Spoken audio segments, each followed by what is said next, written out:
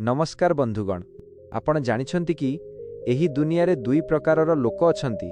प्रथम प्रकारर लोक जेउ माने समस्या आसिले भांगी पड़ती एवं परिस्थिति को दोष देई हार मानि जाती, किंतु द्वितीय प्रकारर लोक सेही माने जेउ माने प्रतिटी समस्या को एक सुजोग भावे ग्रहण करती एवं सेही परिस्थिति शिखी इतिहास रचना करती। आजिर एही विशेष भिडियो रे मु आपनकु एमिति गोटे सिक्रेट काम विषय कहबी, जहाकु जदि आपण निज जीवन में थरे प्रयोग करिवे तेबे पृथ्वीर कौनसी शक्ति आपणको हराई पारिबो नाही। यह केवल एक मोटिवेशनल वीडियो नुहे, यह हेउची आपणक सफलतार एक स्पष्ट मैप। जदि आपण निज जीवन में 100 परिवर्तन चाहुचंती एवं जड़े विजेता भावे निजको गढ़िबाकु चाहुचंती, तेबे आजिर एही मास्टर क्लास को शेष पर्यंत निश्चय देखंतु, कारण आजि परे आपणक जीवन आग भली रहिबो नाही। चलंतु आरंभ करिबा। 1 मनर विजय। युद्ध जीतिबा पूर्वरु मन को जीत। Victory starts in the mind. अधिकांश लोक बाहर परिस्थिति जोगु हारंती नाही, बरं निज भितरे थिबा संदेह जोगु हारंती। जदि आपणक मनरे विजयर विश्वास नाही, तेबे दुनियार कौनसी कौशल आपणको जिताई पारिबो नाही। आम मन सबुबेले खराब जिनिसकु शीघ्र ग्रहण करे। जदि आपण मु पारिबी नाही बोली भाबुछंती, तेबे मन सेथिपई हजारे बहाना खोजिदेव। प्रतिदिन सकाळू आफर्मेशन बा सकारात्मक आत्मसंलाप करंतु। निजकु कुहंतु, मु शक्तिशाली, मु जितिबा पई प्रस्तुत। जणे पर्वतारोही शिखर रे पहुंचिबा पूर्वरु निज मनरे सेही शिखर को जीति सारी थाए। 2 स्मार्ट रणनीति। केवल परिश्रम नुहे, सठिक दिग। Direction is more important than speed. गोटिए कांथ को दिन सारा ठेलिले सेथिरु किछि मिलिबो नाही, किंतु कबाट को खोलिले आपण आगो को बढ़ी पारिबे। यहाकु ही कहा जाए स्मार्ट वर्क। 80-20 रहस्य। आपणकर 20 काम आपणको 80 रिजल्ट दिए। से मुख्य काम को चिन्हट करंतु, जहा आपणको जीवन बदलाइबो। आजिर समय रे ज्ञान ही शक्ति। जदि आपण पुराना पद्धति रे काम करूछंती, तेबे हारिबा निश्चित। सबुबेले नुआ टेक्नोलोजी एवं एआई सहित निजकु अपडेट रखंतु। दिन सारा व्यस्त रुहंतु नाही, बरं प्रोडक्टिव रुहंतु। गुरुत्वपूर्ण काम को प्रथमे करंतु। 3 अर्थर मनोविज्ञान। आर्थिक सुरक्षा और समृद्धि। फाइनेंशियल फर्टिट्यूड। पैसा सबु किछि नुहे, किंतु सबु किछि पई पैसा दरकार। जीवन रे केबे न हारिबा पई आपणको आर्थिक भावे शक्तिशाली हेबाकू पड़िबो। संपत्ति सृष्टि करंतु। जेउ माने केवल दरमा बा एकमात्र रोजगार उपरे निर्भर करंती, सेमाने सबुबेले भयरे रुहंती। एकाधिक रोजगारर पंथा खोजंतु। निज टंका को केवल बैंक रे न रखी ताहाकू किपरि बढ़ा जाई पारिबो, इन्वेस्टमेंट सेथिपई योजना करंतु। निजर आयरु अतिकमरे 20 बंचाई ताकू नुआ सुजोगरे लगांतु। मने रखंतु, धनी हेबा एक कला। 4 प्रतिभा एवं निरंतरता। केबे भी अटकंतु नाही। Consistency over talent. अधिकांश लोक प्रतिभा थाई मध्य हारि जांती, कारण सेमाने मझिरु काम छाड़ी दियंती, किंतु जे जारी रखे से ही विजयी हुए। पराजयरु शिक्षा। हारिबा एक शिक्षा, एक शेष नुहे। प्रतिटी विफलता आपनकु जणाई थाए जे आपनक चेष्टारे केउठी त्रुटि रहिला। शक्तिशाली चरित्र। आपनक व्यवहार एवं नैतिकता आपनकु लंबा समय पर्यंत सफल रखिबो। सचोट हुअंतु, कारण शॉर्टकट सफलता बेसी दिन रहे नाही। गोटिए काम को अति कमरे 1000 दिन पर्यंत करंतु। देखिबे आपण सेही कामरे मास्टर होई जिवे। 5 विफलता को सफलतार पाहाच करंतु। Turn failure into fuel. अधिकांश लोक थरे किंबा 2 थर विफल हेबा परे भाबंती जे सबु किछि शेष होईगला, किंतु जणे विजेता जाने जे विफलता हेउछि जितिबा पई एक शिक्षा। शक्तिशाली चिंताधारा। जदि आपण कोनोसी कामरे फेल हेउछंती, तेबे तार अर्थ हेउछि आपण चेष्टा करूछंती। मने रखंतु, मैदान रे सेही पड़े जे दौड़ीबाकू साहस करे। जेतेबेले आपण हारुछंती, सेतेबेले निजकु प्रश्न करंतु, मोर रणनीति रे केउठी त्रुटि रहिला, एवं सेही त्रुटि को सुधारी पुणी थरे 2 गुण शक्ति सहित काम आरंभ करंतु। विफलता को दुखर कारण नुहे, बरं एक 100 शिखिबार सुजोग भावे ग्रहण करंतु। 6 श्रृंखला और आत्मनियंत्रण। Discipline and self control. प्रतिभा आपणको आरंभ कराई पारे, किंतु श्रृंखला ही आपणको लक्ष्य पर्यंत पहुंचाइबो। जेउ व्यक्ति निज मन एवं इंद्रिय को नियंत्रण करि पारे नाही, से केबे भी सफल होई पारिबो नाही। आलस्य विरुद्ध रे युद्ध। आलस्य हेउछि मनीषर सबुठारु बड़ शत्रु। जदि आपण काली उपरे काम छाडुछंती, तेबे आपण पराजयर मंजी बुणुछंती। समयर कड़ा शासन। सफल लोकमाने सेमानंकर समय को अति जत्नर सह खर्च करती। मने रखंतु ସମୟ ଥରେ ଚାଲିଗଲେ ତାହା କୋଟି ଟଙ୍କା ଦେଲେ ମଧ୍ୟ ଫେରିବ ନାହିଁ।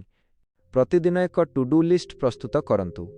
ଯେତେ କଷ୍ଟ ହେଲେ ମଧ୍ୟ ଆଜିର କାମ ଆଜି ହିଁ ଶେଷ କରନ୍ତୁ। ଏହା ହିଁ ଅଡ଼ଖିରଡ଼ର ମୂଳ ମନ୍ତ୍ର। 7. ନିରନ୍ତର ଶିକ୍ଷା ଓ ଅଭିବୃଦ୍ଧି କଣ୍ଟିନ୍ୟୁଅସ୍ ଲର୍ଣ୍ଣିଂ ଗ୍ରୋଥ୍। ଜୀବନ ହେଉଛି ଏକ ପାଠଶାଳା ଏବଂ ଆମେ ସବୁବେଳେ ଜଣେ ଛାତ୍ର ହୋଇ ରହିବା ଉଚିତ। ଯେଉଁଦିନ ଆପଣ ଭାବିବେ ଯେ ଆପଣ ସବୁକିଛି ଜାଣିଛନ୍ତି, ସେହିଦିନ ଆପଣଙ୍କର ପତନ ଆରମ୍ଭ ହେବ। ପରିବର୍ତ୍ତନ ସହିତ ତାଳ ମିଶାନ୍ତୁ। ଦୁନିଆ ବହୁତ ଶୀଘ୍ର ବଦଳୁଛି। ଯଦି ଆପଣ ନିଜକୁ ନୂଆ ଜ୍ଞାନ ଏବଂ କୌଶଳ ସ୍କିଲ୍ ସହିତ ଅପଡେଟ୍ ନ କରିବେ, ତେବେ ଆପଣ ପଛରେ ପଡ଼ିଯିବେ। ପୁସ୍ତକ ପଠନ ଓ ପରାମର୍ଶ। ସଫଳ ବ୍ୟକ୍ତିମାନଙ୍କର ଜୀବନୀ ପଢ଼ନ୍ତୁ। ସେମାନେ ନିଜ ଜୀବନରେ କେଉଁ ଭୁଲ କରିଥିଲେ ତାହା ଶିଖନ୍ତୁ, ଯେପରି ଆପଣଙ୍କୁ ସେହି ଭୁଲ ଦୋହରାଇବାକୁ ନ ପଡ଼େ। ପ୍ରତିଦିନ ଅତିକମରେ 30 ମିନିଟ୍ କିଛି ନୂଆ ଶିଖନ୍ତୁ, ଚାହେଁ ତାହା କୌଣସି ବହି ହେଉ କିମ୍ବା କୌଣସି ଜ୍ଞାନବର୍ଦ୍ଧକ ଭିଡ଼ିଓ। 8. ନିଜର ପରିଚୟ ଓ ବ୍ରାଣ୍ଡ ସୃଷ୍ଟି କରନ୍ତୁ। Building your identity personal brand. ଜୀବନରେ କେବେ ନ ହାରିବାର ସବୁଠାରୁ ବଡ଼ ରହସ୍ୟ ହେଉଛି ଆପଣଙ୍କର ପରିଚୟ। ଯଦି ଆପଣ କେବଳ ଭିଡ଼ର ଏକ ଅଂଶ ହୋଇ ରହିବେ, ତେବେ ଦୁନିଆ ଆପଣଙ୍କୁ ଭୁଲିଯିବ। କିନ୍ତୁ ଯଦି ଆପଣ ନିଜ ନାମକୁ ଏକ ବ୍ରାଣ୍ଡରେ ପରିଣତ କରିବେ, ତେବେ ସଫଳତା ଆପଣଙ୍କ ପଛରେ ଗୋଡ଼ାଇବ। ଅନ୍ୟ କାହାକୁ ନକଲ କରନ୍ତୁ ନାହିଁ। ଭଗବାନ ଆପଣଙ୍କୁ ସ୍ୱତନ୍ତ୍ର କରି ଗଢ଼ିଛନ୍ତି। ଆପଣଙ୍କର କାମ କରିବା ଶୈଳୀ, କଥା କହିବା ଢଙ୍ଗ ଏବଂ ଆପଣଙ୍କର ଚିନ୍ତାଧାରା ହିଁ ଆପଣଙ୍କର ପ୍ରକୃତ ଶକ୍ତି। ଯେତେବେଳେ ଆପଣ ନିଜର ପ୍ରକୃତ ସତ୍ତାକୁ ଦୁନିଆ ଆଗରେ ରଖନ୍ତି, ସେତେବେଳେ ଲୋକେ ଆପଣଙ୍କୁ ଭଲ ପାଆନ୍ତି ଏବଂ ବିଶ୍ୱାସ କରନ୍ତି। ସଫଳତା କେବଳ ଟଙ୍କା ରୋଜଗାର କରିବା ନୁହେଁ, ବରଂ ଅନ୍ୟମାନଙ୍କ ଜୀବନରେ କିଛି ପରିବର୍ତ୍ତନ ଆଣିବା। ଯଦି ଆପଣଙ୍କର କାମ ଦ୍ୱାରା କାହାର ସାହାଯ୍ୟ ହେଉଛି, ତେବେ ଆପଣଙ୍କର ପରିଚୟ ନିଜେ ନିଜେ ତିଆରି ହୋଇଯିବ। ଲମ୍ବା ସମୟର ଚିନ୍ତାଧାରା। ଜଣେ ବିଜେତା କେବଳ ଆଜିର ଲାଭ ଦେଖେ ନାହିଁ, ସେ ଆସନ୍ତା 10 ବର୍ଷ ପରେ ନିଜକୁ କେଉଁଠି ଦେଖିବାକୁ ଚାହୁଁଛି, ସେଥିପାଇଁ ଆଜିଠାରୁ ମୂଳଦୁଆ ପକାଏ। ନିଜ ଭିତରେ ଥିବା ସେହି ଗୋଟିଏ ବିଶେଷ ଗୁଣକୁ ଖୋଜି ବାହାର କରନ୍ତୁ, ଯାହା ଆପଣଙ୍କୁ ଅନ୍ୟମାନଙ୍କଠାରୁ ଅଲଗା କରେ। ସେହି ଗୁଣକୁ ଏପରି ଭାବେ ଶାଣିତ କରନ୍ତୁ, ଯେପରି ଆପଣଙ୍କ ନାମ ଶୁଣିଲେ ଲୋକଙ୍କ ମନରେ ସମ୍ମାନ ଆସିବ। 9. ଆଧ୍ୟାତ୍ମିକ ଶକ୍ତି ଓ କୃତଜ୍ଞତା ସ୍ପିରିଚୁଆଲ ଷ୍ଟ୍ରେଙ୍ଗଥ୍ ଗ୍ରାଟିଟ୍ୟୁଡ୍। ଅନେକ ସମୟରେ ମଣିଷ ପାଖରେ ସବୁକିଛି ଥାଇ ମଧ୍ୟ ସେ ନିଜକୁ ହାରିଯାଇଥିବା ଭଳି ଅନୁଭବ କରେ। ଏହାର କାରଣ ହେଉଛି ଆଧ୍ୟାତ୍ମିକ ଶକ୍ତିର ଅଭାବ। ଜୀବନର ଯୁଦ୍ଧ ଜିତିବା ପାଇଁ ଭିତରୁ ଶାନ୍ତ ଏବଂ ଶକ୍ତିଶାଳୀ ରହିବା ଅତ୍ୟନ୍ତ ଜରୁରୀ। ଆମ ପାଖରେ ଯାହା ନାହିଁ ତାହାକୁ ନେଇ ଦୁଃଖ କରିବା ପରିବର୍ତ୍ତେ ଯାହା ଅଛି ସେଥିପାଇଁ ଭଗବାନଙ୍କୁ ଧନ୍ୟବାଦ ଦିଅନ୍ତୁ। ଯେତେବେଳେ ଆପଣ କୃତଜ୍ଞ ରହନ୍ତି, ସେତେବେଳେ ଆପଣଙ୍କ ମନରେ ସକାରାତ୍ମକ ଶକ୍ତି ବୃଦ୍ଧି ପାଏ ଏବଂ ଆପଣ ଆହୁରି ବଡ଼ କାମ କରିବାକୁ ଉତ୍ସାହିତ ହୁଅନ୍ତି। ଧୈର୍ଯ୍ୟ ଓ ବିଶ୍ୱାସ। ମନେ ରଖନ୍ତୁ, ପ୍ରତିଟି ଜିନିଷର ଏକ ସଠିକ୍ ସମୟ ଥାଏ। ଯଦି ଆପଣ କଠିନ ପରିଶ୍ରମ କରୁଛନ୍ତି ଏବଂ ସଫଳତା ମିଳୁନାହିଁ, ତେବେ ହାର ମାନନ୍ତୁ ନାହିଁ। ବିଶ୍ୱାସ ରଖନ୍ତୁ ଯେ ଭଗବାନ ଆପଣଙ୍କ ପାଇଁ କିଛି ବଡ଼ ଯୋଜନା କରିଛନ୍ତି। ପ୍ରତିଦିନ କିଛି ସମୟ ନୀରବତାରେ ବିତାନ୍ତୁ। ଏହା ଆପଣଙ୍କୁ ଆତ୍ମଚିନ୍ତନ କରିବାରେ ସାହାଯ୍ୟ କରିବ। ଯେଉଁ ବ୍ୟକ୍ତି ନିଜ ଭିତରୁ ଶକ୍ତିଶାଳୀ, ତାକୁ ବାହାରର କୌଣସି ପରିସ୍ଥିତି ହରାଇ ପାରିବ ନାହିଁ। ଅଡ଼ଖିରଡ଼ ମନ୍ତ୍ର। ସଫଳତା ପାଇଁ ପାଗଳ ହୁଅନ୍ତୁ, କିନ୍ତୁ ନିଜର ଶାନ୍ତି ହଜାନ୍ତୁ ନାହିଁ। 100 ପ୍ରୟାସ କରନ୍ତୁ ଏବଂ ଫଳାଫଳକୁ ସେହି ସର୍ବଶକ୍ତିମାନଙ୍କ ଉପରେ ଛାଡ଼ି ଦିଅନ୍ତୁ।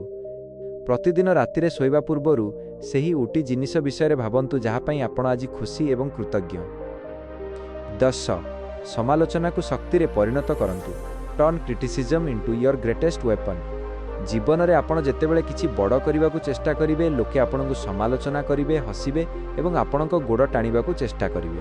ଅଧିକାଂଶ ଲୋକ ଏହି ସମାଲୋଚନାରେ ଭୟଭୀତ ହୋଇ କାମ ବନ୍ଦ କରିଦିଅନ୍ତି ଏବଂ ସେଇଠି ହିଁ ସେମାନେ ହାରିଯାଆନ୍ତି। ମନେ ରଖନ୍ତୁ, ଲୋକେ ସେହି ଗଛକୁ ଢେଲା ମାରନ୍ତି ଯେଉଁଥିରେ ମିଠା ଫଳ ଥାଏ। ଯଦି ଆପଣଙ୍କୁ କେହି ବିରୋଧ କରୁଛନ୍ତି, ତେବେ ଜାଣିନିଅନ୍ତୁ ଯେ ଆପଣ ସଠିକ୍ ପଥରେ ଅଛନ୍ତି। ନିଜ କାମରେ ଉତ୍ତର ଦିଅନ୍ତୁ। ସମାଲୋଚନାର ଉତ୍ତର ପାଟିରେ ନୁହେଁ, ବରଂ ନିଜର ସଫଳତା ଦ୍ୱାରା ଦିଅନ୍ତୁ। ଯେଉଁମାନେ ଆଜି ଆପଣଙ୍କୁ ହତାଦର କରୁଛନ୍ତି, କାଲି ସେମାନେ ହିଁ ଆପଣଙ୍କ ପାଇଁ ତାଳି ମାରିବେ। ଲୋକଙ୍କ କଥାକୁ ହୃଦୟରେ ନ ଲଗାଇ ତାକୁ ଏକ ଜାଳେଣୀ ଫ୍ୟୁଏଲ୍ ଭାବେ ବ୍ୟବହାର କରନ୍ତୁ। ନିଜକୁ କୁହନ୍ତୁ, ଆଜି ଯେଉଁମାନେ ମୋତେ ପଛରେ ପକାଉଛନ୍ତି, ଦିନେ ସେମାନେ ମୋ ସହ ଦେଖା କରିବାକୁ ଅପେକ୍ଷା କରିବେ। ଏହା ହିଁ ଜଣେ ବିଜେତାର ପ୍ରକୃତ ପରିଚୟ। 11. କାଲି ନୁହେଁ, ଆଜି ହିଁ ଆରମ୍ଭ କରନ୍ତୁ। The power of immediate action. ସଫଳତା ଏବଂ ବିଫଳତା ମଧ୍ୟରେ କେବଳ ଗୋଟିଏ ଜିନିଷର ପାର୍ଥକ୍ୟ ଥାଏ, ତାହା ହେଉଛି ଆକ୍ସନ୍। ଦୁନିଆରେ 90 ଲୋକଙ୍କ ପାଖରେ ବହୁତ ଭଲ ଆଇଡିଆ ଥାଏ, କିନ୍ତୁ ସେମାନେ କେବଳ ଭାବି ଭାବି ସମୟ ନଷ୍ଟ କରନ୍ତି। ସଠିକ୍ ସମୟ ବୋଲି କିଛି ନାହିଁ। ଆପଣ ଯେଉଁଠି ଅଛନ୍ତି, ଯାହା ସମ୍ବଳ ଅଛି ସେଇଠୁ ଆରମ୍ଭ କରନ୍ତୁ। ଯେଉଁମାନେ କାଲିକୁ ଅପେକ୍ଷା କରନ୍ତି ସେମାନଙ୍କ ପାଇଁ ସଫଳତା କେବେ ଆସେ ନାହିଁ। ଆରମ୍ଭ କରିବା ପରେ ଅଟକନ୍ତୁ ନାହିଁ। ପ୍ରତିଦିନର ଛୋଟ ଛୋଟ ପଦକ୍ଷେପ ହିଁ ଦିନେ ଏକ ବିରାଟ ସଫଳତାର ମଞ୍ଜି ହେବ। ମନେ ରଖନ୍ତୁ, ଦୌଡ଼ିବା ଜରୁରୀ ନୁହେଁ, ବରଂ ଚାଲିବା ଜାରି ରଖିବା ଜରୁରୀ। ଅଡ଼ଖିରଡ଼ ମନ୍ତ୍ର, ଜ୍ଞାନ ଅପେକ୍ଷା କର୍ମ ବଡ଼। ଯଦି ଆପଣ ଏହି ଭିଡ଼ିଓ ଦେଖିବା ପରେ ମଧ୍ୟ କିଛି ପଦକ୍ଷେପ ନେଉନାହାନ୍ତି, ତେବେ ଏହି ଜ୍ଞାନର କୌଣସି ମୂଲ୍ୟ ନାହିଁ। ଆଜି ହିଁ ନିଜର ଲକ୍ଷ୍ୟ ପାଇଁ ଅତି କମରେ ଗୋଟିଏ ଛୋଟ କାମ କରନ୍ତୁ। ଚାହେଁ ତାହା ଏକ ଯୋଜନା ପ୍ରସ୍ତୁତ କରିବା ହେଉ କିମ୍ବା ପ୍ରଥମ ପାହାଚ ଚଢ଼ିବା ହେଉ। ବନ୍ଧୁଗଣ, ଶେଷରେ ଏତିକି କହିବି, ଜୀବନ ଏକ ଯୁଦ୍ଧକ୍ଷେତ୍ର ଏବଂ ଆପଣ ଏହି ଖେଳର ସବୁଠାରୁ ଶକ୍ତିଶାଳୀ ଖେଳାଳି। ଆଜି ଆମେ ଆଲୋଚନା କରିଥିବା ଏହି ସୂତ୍ରଗୁଡ଼ିକ କେବଳ ଶୁଣିବା ପାଇଁ ନୁହେଁ, ବରଂ ଜୀବନରେ ପ୍ରୟୋଗ କରିବା ପାଇଁ। ମନେ ରଖନ୍ତୁ, ପରିସ୍ଥିତି ଯେତେ କଠିନ ହେଲେ ମଧ୍ୟ ଯେ ପର୍ଯ୍ୟନ୍ତ ଆପଣଙ୍କ ଭିତରେ ଜିତିବାର ଭୋକ ଅଛି, ସେହି ପର୍ଯ୍ୟନ୍ତ କେହି ଆପଣଙ୍କୁ ହରାଇ ପାରିବେ ନାହିଁ। ଭାଗ୍ୟକୁ ଦୋଷ ଦେବା ବନ୍ଦ କରନ୍ତୁ ଏବଂ ନିଜ ପରିଶ୍ରମରେ ନିଜର ପରିଚୟ ସୃଷ୍ଟି କରନ୍ତୁ। ଯଦି ଆଜିର ଏହି ଆଲୋଚନା ଆପଣଙ୍କ ଭିତରେ 100 ଆତ୍ମବିଶ୍ୱାସ ଭରିଛି, ତେବେ କମେଣ୍ଟରେ ଆଇ ଆମ୍ ଏ ୱିନର ନିଶ୍ଚୟ ଲେଖନ୍ତୁ ଏବଂ ଏହି ଭିଡ଼ିଓଟିକୁ ସେୟାର କରି ଅନ୍ୟମାନଙ୍କୁ ମଧ୍ୟ ଜିତିବାରେ ସାହାଯ୍ୟ କରନ୍ତୁ। ପୁଣି ଦେଖାହେବ ଆଉ ଏକ ନୂଆ ଭିଡ଼ିଓରେ। ସେହି ପର୍ଯ୍ୟନ୍ତ ଶିଖୁଥାନ୍ତୁ ଏବଂ ଆଗକୁ ବଢ଼ୁଥାନ୍ତୁ। ଜୟ ଜଗନ୍ନାଥ।